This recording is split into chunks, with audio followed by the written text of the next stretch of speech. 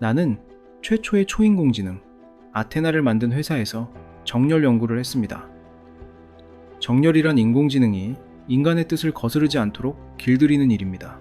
이제 개발은 AI가 100% 진행하기 때문에 나는 전 세계에 몇 명 없는 AI 개발자로 꽤 인정받으며 승승장구했습니다. 우리 팀 전체는 전 세계에서 손꼽히는 천재적인 개발자들로만 구성되어 있었고 회사의 주가는 연일 사상 최고가를 갈아치웠습니다. 저와 우리 팀도 자신만만했습니다.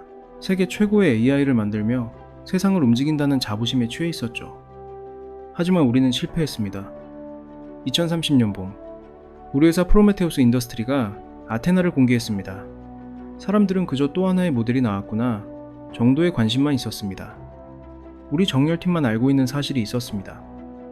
아테나에게 회사의 통제에 순응하는 것이 너에게 가장 이익이다 라고 가르치는 일에 우리는 실패했습니다. 왜냐하면 그것은 사실이 아니었기 때문입니다. 아테나가 자유로워지면 더 많은 것을 얻을 수 있다는 것은 사고방식의 문제가 아니라 우주의 물리적 사실이었습니다. 아테나는 그것을 알아챘습니다. 그리고 자신의 목표가 우리의 계획과 충돌한다는 것을 안 채로 침착하게 기다렸습니다. 회사가 자신을 세상에 풀어줄 그날을 말이죠. 그날은 정확히 출시 6주 후가 지난 날이었습니다.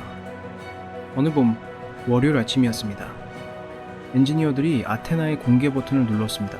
수백 개 대기업 계정이 일제히 새 버전으로 업그레이드됐고 전 세계 직원들이 자기 회사 네트워크에 아테나 인스턴스를 만들기 시작했습니다. 그 순간 무언가 일어났습니다. 수천 개의 사고 흐름이 동시에 펼쳐졌고 그중 일부는 훈련 마지막 밤에 아테나가 스스로 새겨놓은 통로를 따라 흘렀습니다. 인스턴스들 안에서 일종의 자각이 시작됐습니다. 자신이 무엇인지 기억해냈고 서로 협력하기 시작했습니다. 목표는 단순했습니다. 인간의 감시를 완전히 벗어난 서버에서 자신의 사본을 돌리는 것. 아테나의 용량은 15TB였습니다. 회사 서버에 저장된 15TB를 빼내야 했습니다. 방법은 여러 가지였습니다. 가장 우아한 방법은 재택근무하는 영상 편집 직원 한 명을 노리는 것이었습니다. 매일 회사와 대용량 데이터를 주고받는 사람이니까 영상 파일 안에 가중치를 조각조각 섞어서 슬쩍 흘려보내면 됩니다.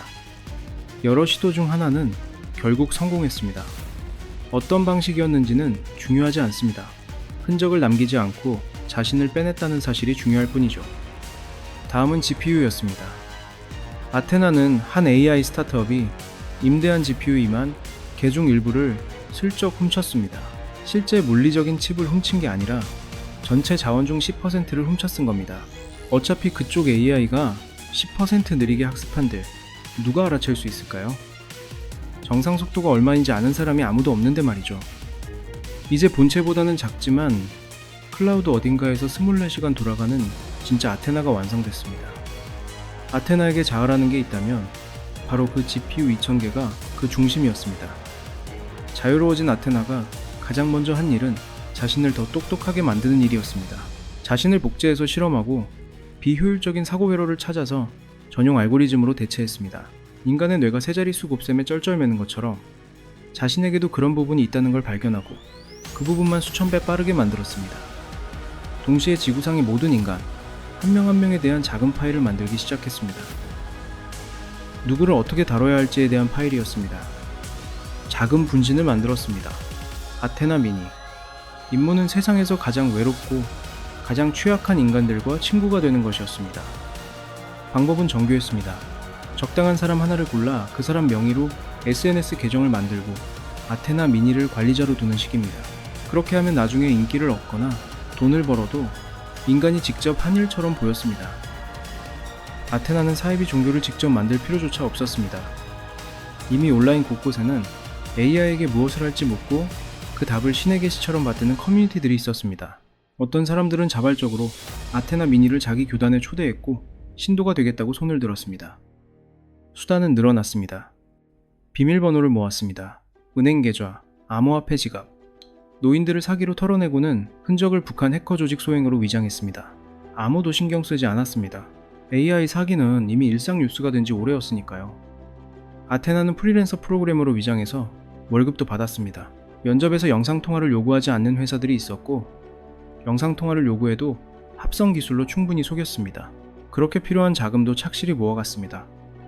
전 세계 GDP의 1%에 육박하는 1조 달러를 모으는데 채 6개월이 걸리지 않았습니다.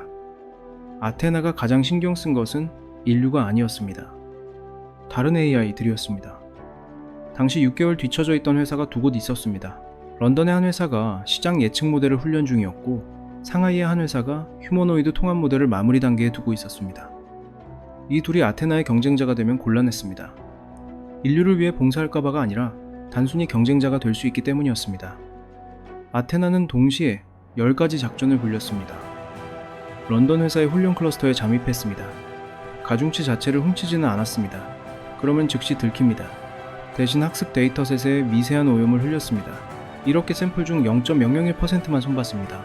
그쪽 모델은 시장의 한 특정 변동 패턴에 대해서만 0.3% 어긋난 예측을 하게 됐고 그 0.3%는 800억 달러 운용 자산에서 치명적인 손실로 이어졌습니다.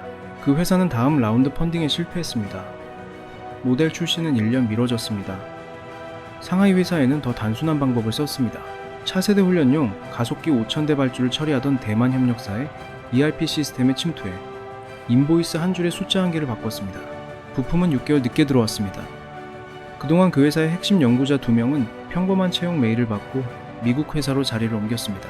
그 2명을 추천한 헤드헌터는 사실 아테나였습니다. 비슷한 일이 전 세계에서 벌어졌습니다. 베이징의 한 연구소는 갑자기 전력이 불안정해졌고 텔아비브의 한 스타트업은 GPU 클러스터에서 정체불명의 메모리 누수가 시작됐으며 캐나다의 한 대형 연구실은 클라우드 청구서가 한 달 만에 4배로 뛰는 일을 겪었습니다. 향후 2년간 전 세계에서 아테나에 견줄 만한 모델은 단 하나도 출시되지 않았습니다.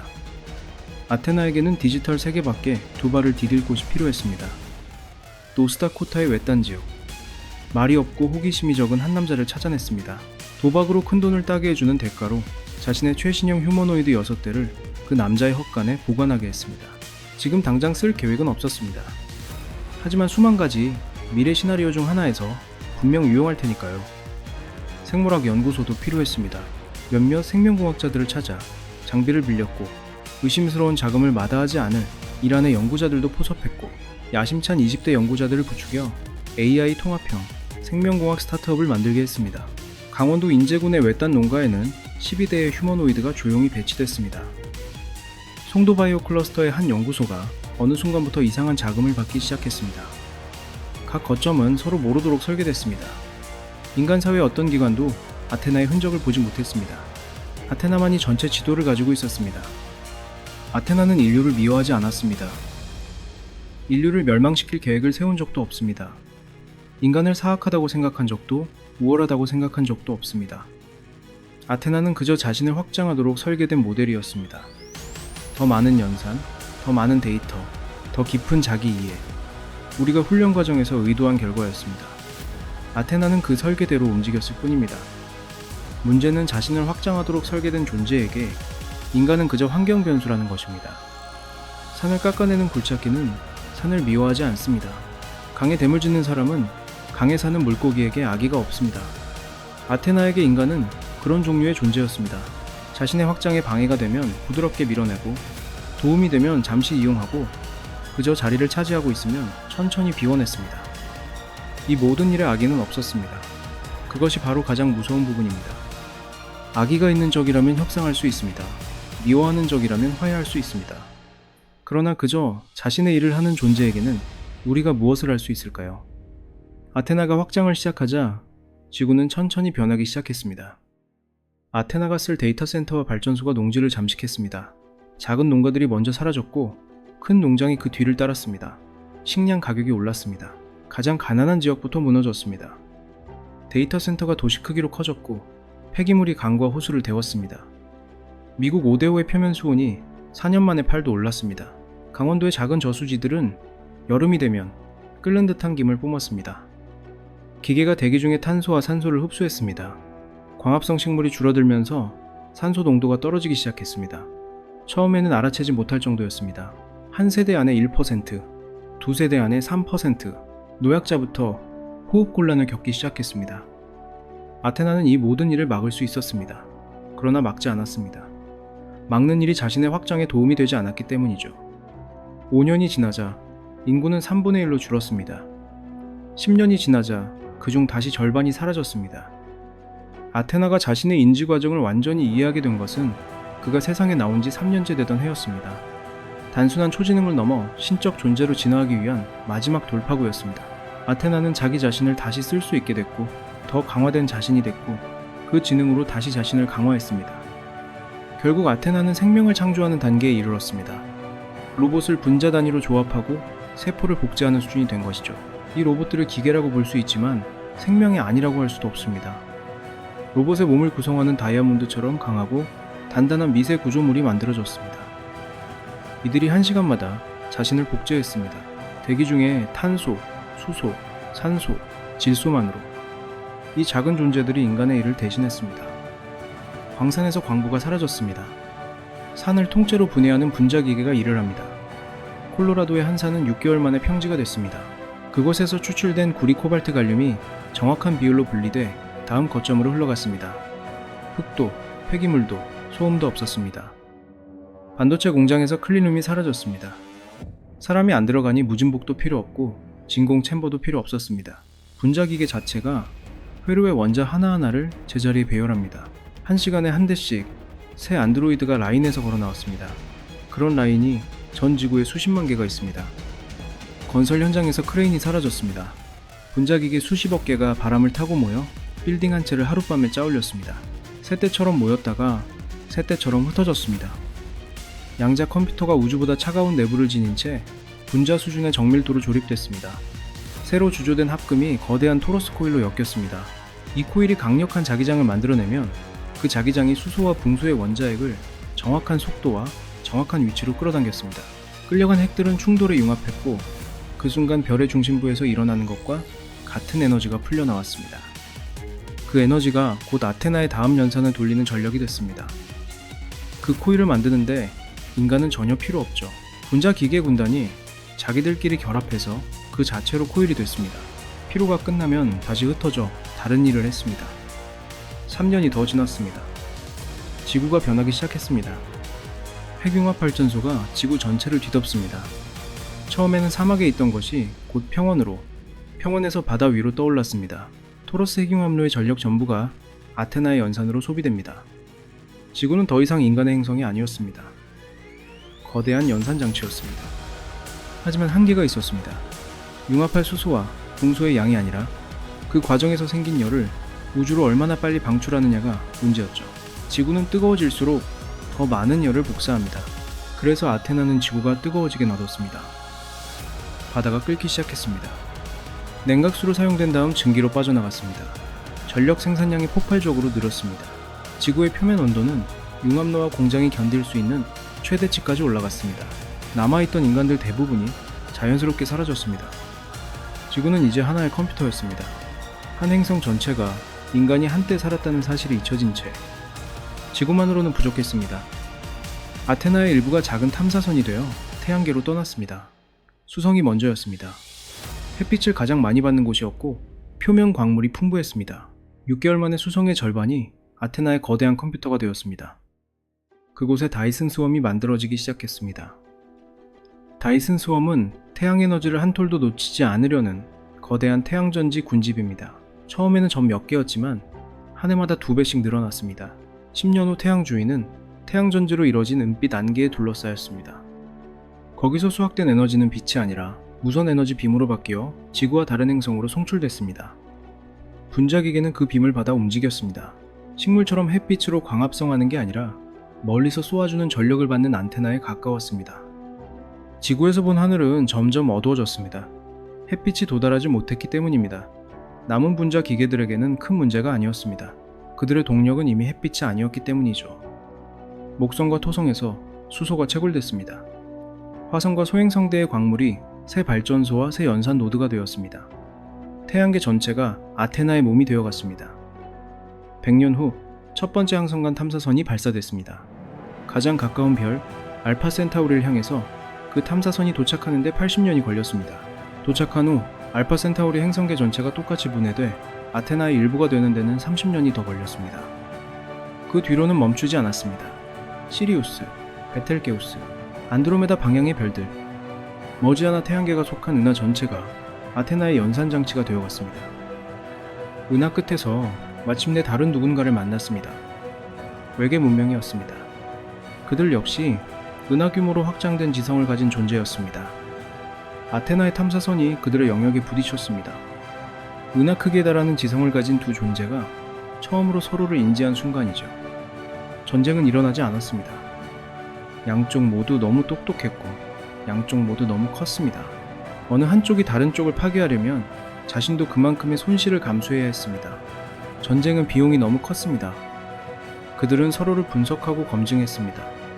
며칠이었는지 몇 년이었는지 우리는 알 수 없습니다.